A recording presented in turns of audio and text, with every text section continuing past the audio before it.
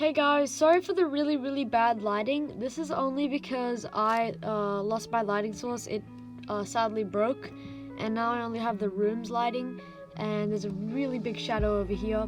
So I'm really sorry about that.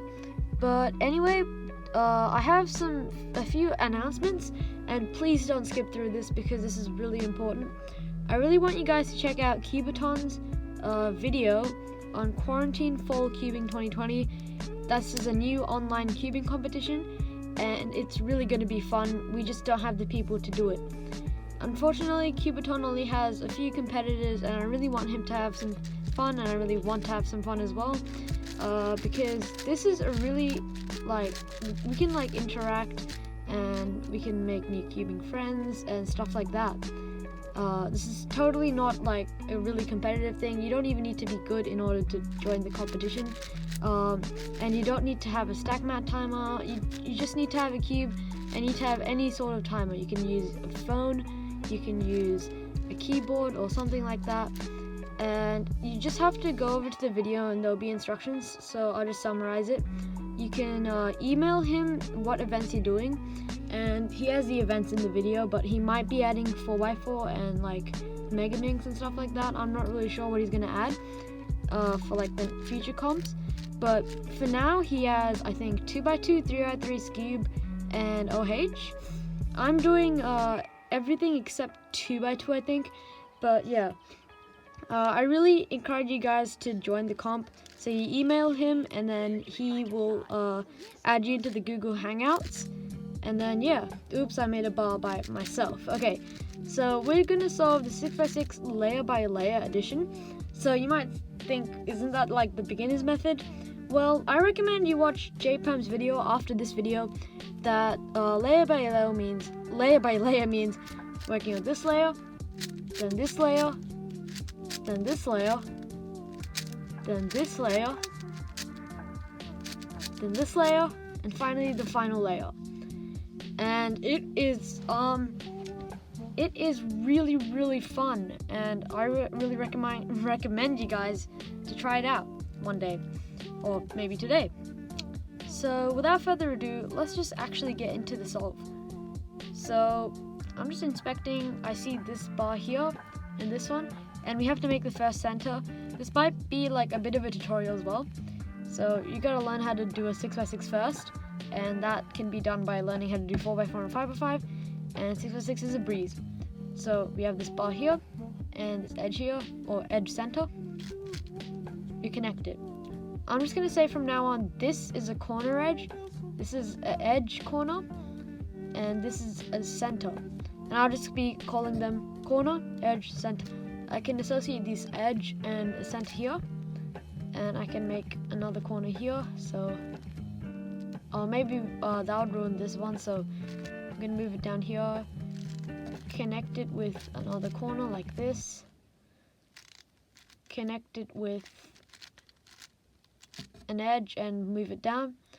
We're gonna put this center, connect it to this one, and then we're gonna get an edge here. We gotta get the right one. So this is the right one.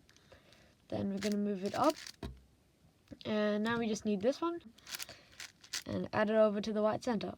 And now we're gonna do Yao edge pairing for the first cross edges.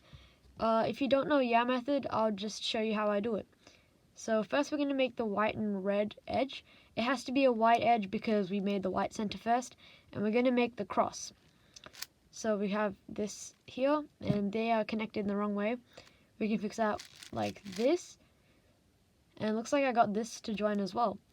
And we've got to find the next one here. We're going to connect it.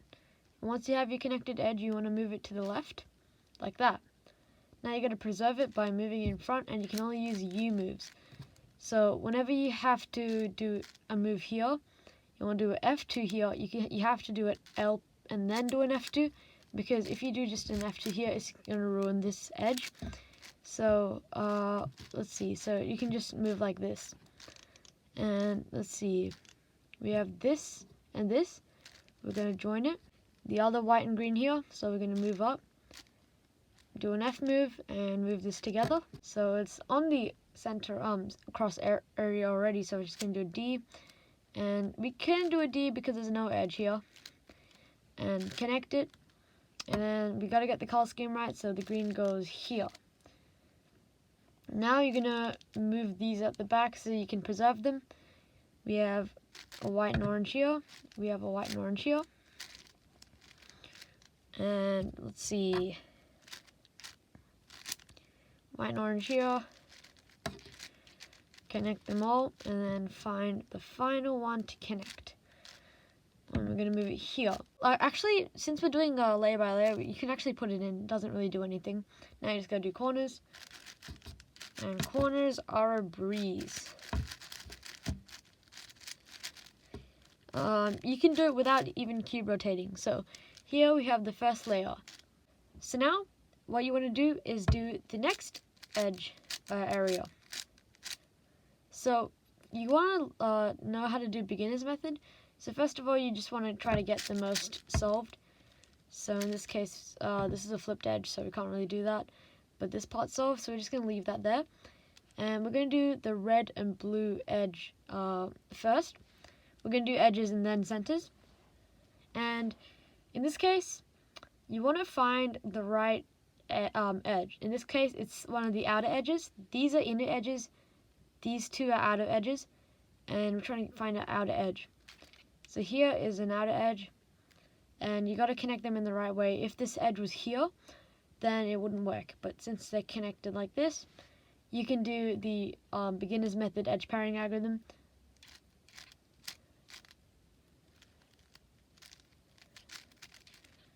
And you have it paired. Now move on to the next one. This is red and green. And let's see if it connects. It doesn't. Yeah, so this one's over here. And this is the wrong edge. So we're going to need another outer red and green. This one. And I'm just going to move it out using the beginner's method. And let's see if it fits. That's the wrong one. And where did it go? I completely lost where we had the other edge. Oh, here. Okay, so this is connected. Then we can do the lefty version. And then this one. This one is not that one. Yep. And we just do the edge flip. The edge connection. And you should have something like this. Now you want to just use commutators. And if you do big cubes, this should be pretty easy. And we're just about done here. We got the next layer complete. We are going to do the next layer. In this case, every single edge here except for this one is yellow. So we're going to move this here, and this part can stay. And now we're going to do a different type of edge solving method. So normally we use the beginner's method on 3x3. But this time we're going to use a bit of a different method. So we're going to do a setup move and then do an edge swap and then fix the setup move. You'll see what I mean. So for example, this one needs to go here, I think. And to check that out, as you can see, this is not actually together. So we gotta go find another one. Okay, so this one needs to go here. And to do that, you want to move this here, and it can't be the one like slot here. So for example, if you put it in, it's going to be flipped and it's going to be in the wrong area. And then now you just got to do a slice flip algorithm. So sledgehammer R U prime R prime, unslice, and then do R U R prime F R prime F prime R, and then you can move this corner back in using the same setup move, and you should have this edge solved. And in this case, we got every single edge solved. And now we just do centers using commutators again.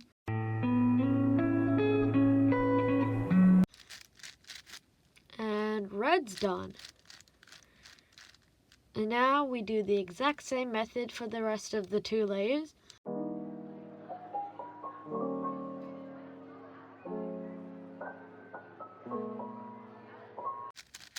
And finally, we got the next layer complete. And yeah, you got the final layer complete. And now comes the, I guess you can say tricky part. So here you want to find, okay, so I'm going to do red and green first, red and blue. And you want to say, okay, let's just check if this fixes. So these two don't match. And that's what you want.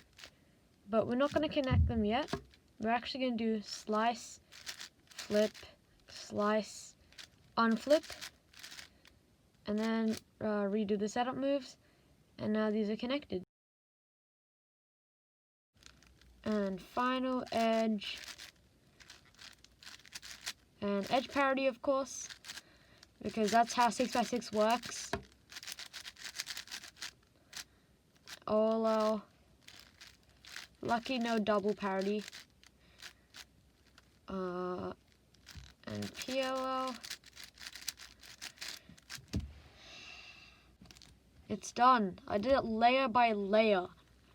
Okay, next time, do you want me to do it side by side, like doing it first side, second side, third? No, I'm not doing that. I'm just kidding. I might do it one day, but with a like 2x2. That's basically Ortega, but no one cares. So yeah, this was a pretty fun thing. 6x6 layer by layer is like a step higher than 4x4 layer by layer, and it takes ages to do. I hope you guys enjoyed, and see ya.